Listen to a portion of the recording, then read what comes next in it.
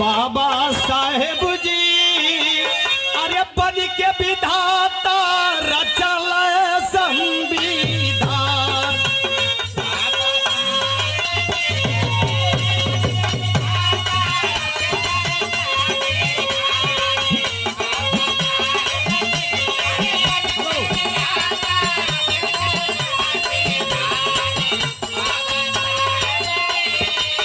फायदा किया 100 रुपए। 1 मिनट रोकिए जरा। हाँ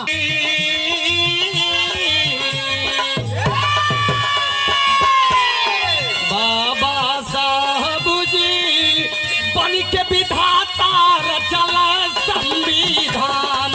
बाबा साहेब जी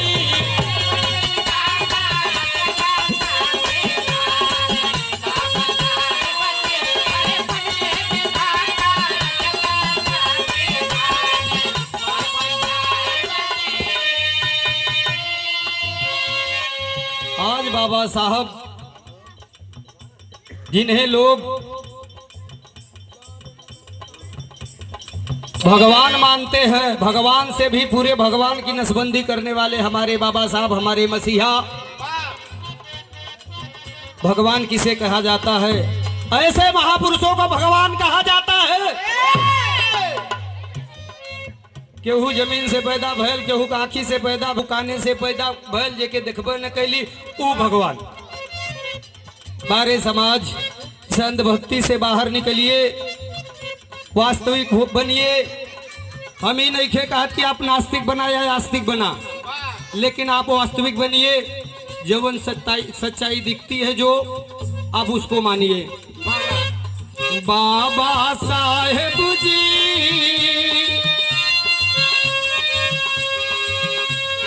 बाबा साहेब जी बन के विधाता रचल संविधान। बाबा साहेब जी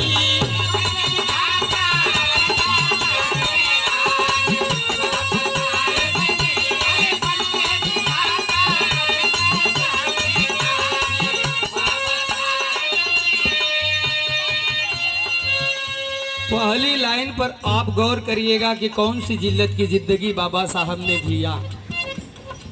शिक्षा के मंदिर में भी, हेलो हेलो, मंदिर में भी बहरे गईला न बैठावल हो।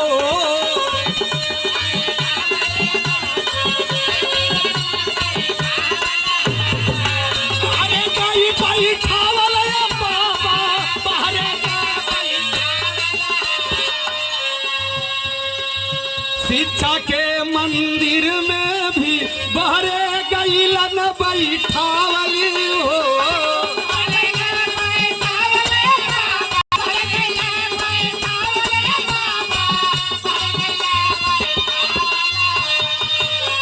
हेलो हेलो, एक काम करोगे, जोरदार तालियों से स्वागत।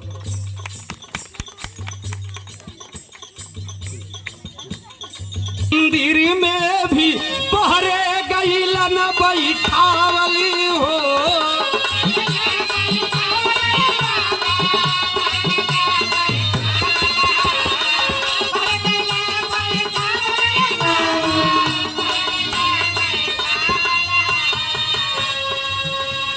छूतला भेद भाव पानी खातिर तरसावल हो।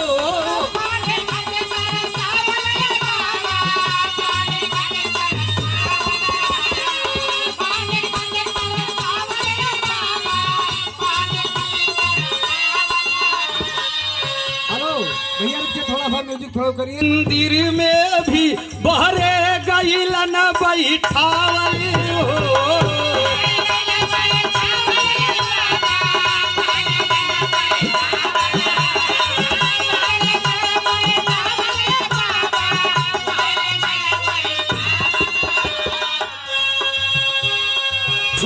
छूतलो भेद भाव पानी खातिर तरसावल हो।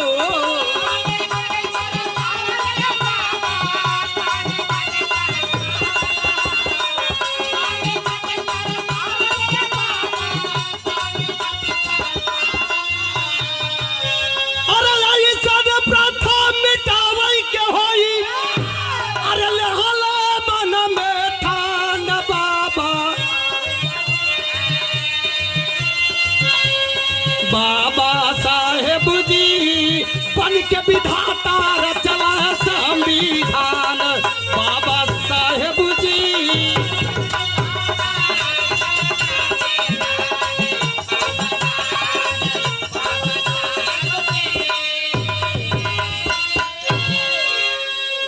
बाबा साहब जैसे जैसे बढ़ते गए, आगे बढ़ते गए, वर्ण व्यवस्था को पढ़े तो दिल में ठान लिए कि ऐसी वर्ण व्यवस्था को मैं मिटा के रहूंगा। दूसरी लाइन में कहना है,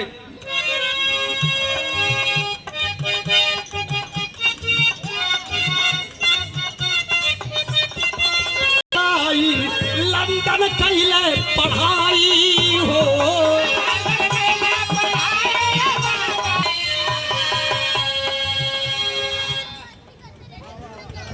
आप बड़े भैया यशवंत जौनपुरी की तरफ से परिश्रम लड़के लड़ाई लंदन कैले पढ़ाई हो।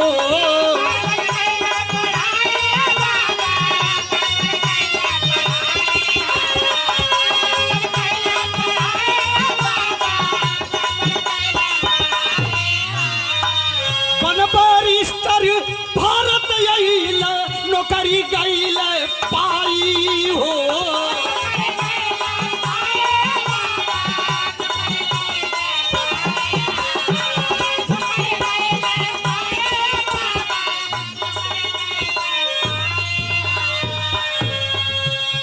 अरे वंचित समाज खातिर नौकरी अरे कई दिहल कुर्बान। बाबा साहेब जी कि बाबा साहेब जी बन के विधाता रचना संविधान। बाबा साहेब जी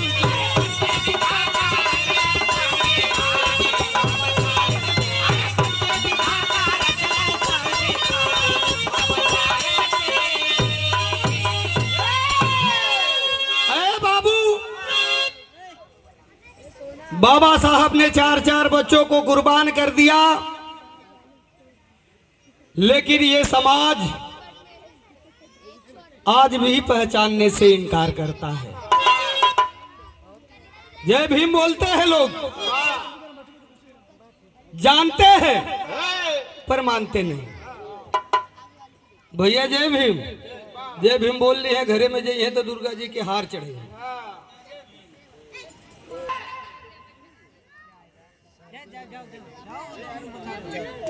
स्कॉलरशिप दिया था शर्त अनुसार, कहलन कि यहाँ पढ़ लिख के तो हमारी केहन कुछ दिन नौकरी करे के हुई।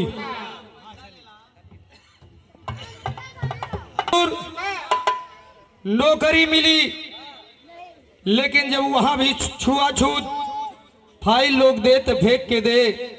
परेशान हो गए बाबा साहब कि आखिर मैं इस ओहदे पे हूं, जब मेरे साथ में ऐसा हो रहा तो मेरे करोड़ों लोगों के साथ में कैसा होगा, मेरे पूरे समाज के लोगों के साथ में जो अनपढ़ हैं उनके साथ में क्या करते रहेंगे ये लोग। बाबा साहब ने नौकरी को छोड़ दिया। क्या हुआ,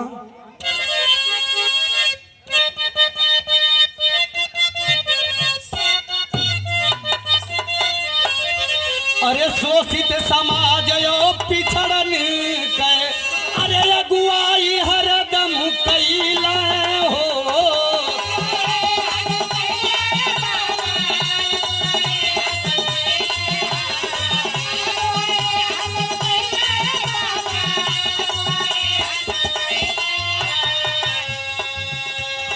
जौने समय मनुस्मृति लिखात रहे, राजा मनु कहा था, भैया एक बहुत ध्यान से सुनिए कि मैं ऐसा विधान बनाऊंगा, मैं ऐसा विधान बनाऊंगा कि जितने 85 के लोग हैं इनकी आवाज नहीं निकलेगी। तो उसमें लिखा गया था कि अगर कोई शूद्र, अब क्या बताएं, ब्राह्मण को अपशब्द कह देता है तो उसकी जुबान काट ली जाए, अगर हाथ उठा देता है तो हाथ कटवा लिया जाए, अगर इनके जाप करते समय कोई मंत्र अगर शूद्र सुन लेता है, अगर उस मंत्र का जाप करता है तो उसके कान में शीशा पिघला करके डाल दिया जाए। ये मनुस्मृति थी। लेकिन बाबा साहब ने जब ठाना तो किया क्या? शोषित समाज और पिछड़न के अगुवाई हरदम कैले हो।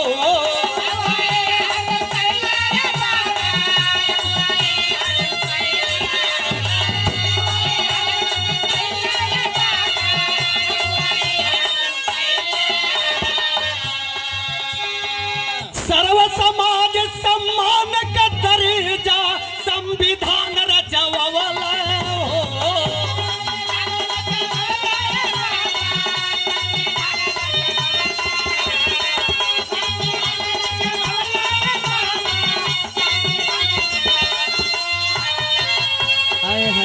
है मौका मिल गया। कानून मंत्री बने बाबा साहब, पार्लियामेंट में पहुंचे, जगह स्थान मिली, मौका मिल गया तो उन्होंने संविधान लिख डाला। लिखा तो हमें क्या दिया? बराबरी का स्थान चाहिए, समता मूलक समाज चाहिए। बकरी और शेर एक घाट पे पानी पीना चाहिए। सर्व समाज सम्मान का दर्जा, अरे संविधान रचवला हो।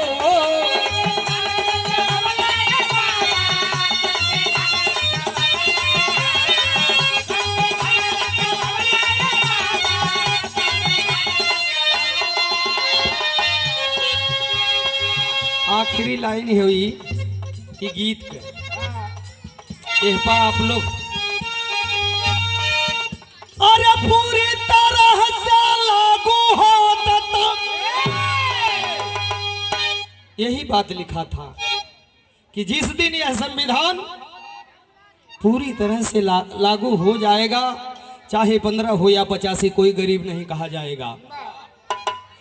अरे पूरी तरह से लागू होता, अरे होता न केहू परेशान बाबा। बाबा साहेब जी पढ़ के विधाता रचला संविधान। बाबा साहेब जी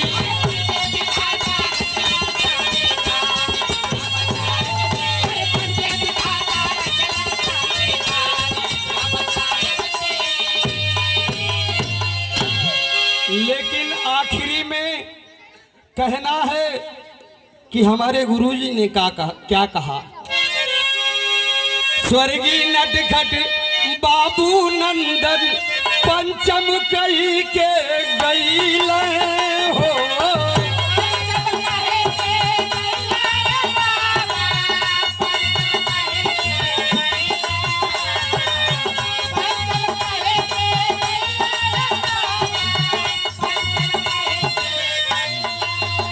आप हमारे बड़े भैया सत्यवान जायसवाल जी की तरफ से 100 रुपए का सम्मान भैया के 100 बार नमो बुद्धाय जय भीम। बाप सभी भाइयों को एक सर्व में नमो बुद्धाय जय भीम।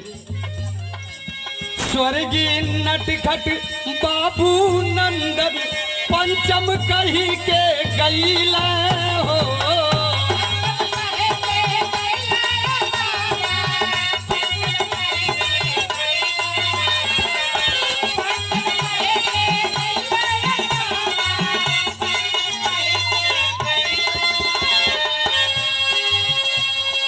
ऊंचनी जहई राम अवधि के, ऊंचनी जय राम अवधि राजकुमार मिटवला हो।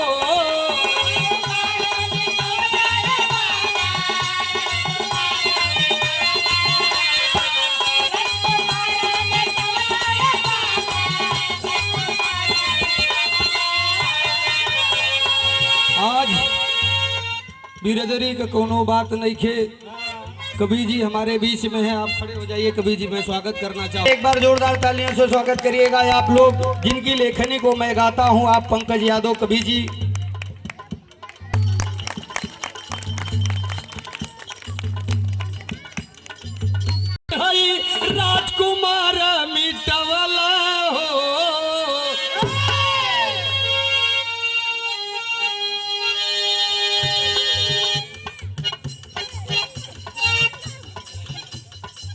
ऊंच नीच के राम अवध हई राजकुमार मिटवल हो।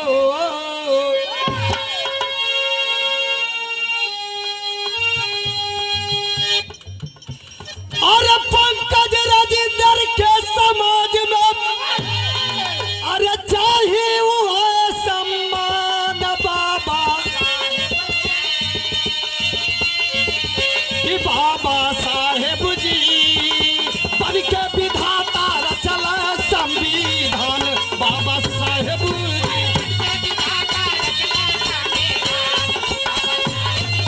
हेलो हेलो कहानी बाबा